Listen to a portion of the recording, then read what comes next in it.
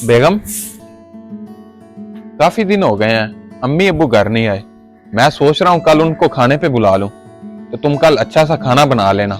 हाँ हाँ ठीक है, देख लूंगी मैं। चलो ठीक है, फिर मैं सबको बता देता हूँ। ठीक है।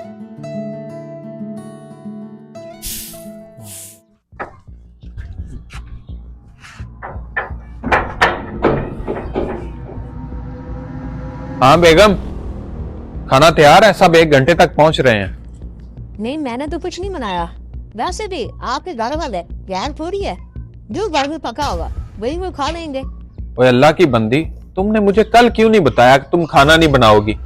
अब वो लोग तो आ रहे हैं, अब बताओ हम क्या करें? कोई बात नहीं, आप मेरी बात सुनो।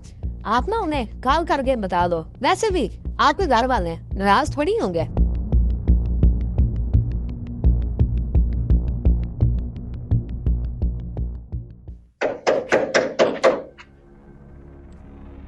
लगता है मुसीबतें आ गई हैं।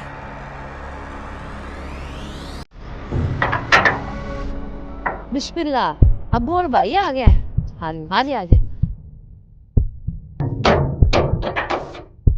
ये क्या हुआ? अहमद ने तो कहा था कि घर वाले आ रहे हैं। ये तो भाई और अब्बू आ गए हैं। सैमा बेटा। आई अब्बू जी आई। सैमा बेटा, अहमद किधर है? घर में नजर नहीं आ रहा। वो अभी थोड़ी देर पहले बाहर चले गए हैं। आप अबू जी बैठे, मैं कुछ खाने के लिए लाते हैं। अजीब बात है, उसने हमें खुद ही खाने पे इनवाइट किया है और अब वो घर में नहीं है। क्या अहमद ने आपको खाने के लिए बुलाया था? जी। चल बैठे, मैं आती हूँ।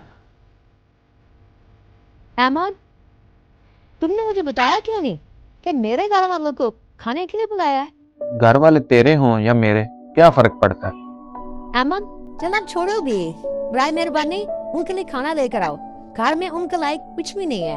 मैं काफी दूर हूँ, और वैसे भी तुम्हारे घर वाले अनजान थोड़ी हैं। उन्हें वही खाना खिला दो जो तुम मेरे घर वालों को खिलाना चाहती थी।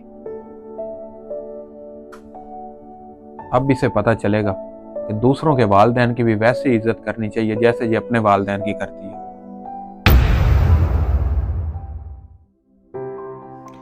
मेरे दोस्तों, इज़्ज़त हमेशा बराबर होनी चाहिए।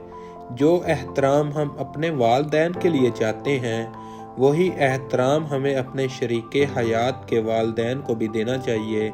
घर वाले दोनों तरफ बराबर होते हैं।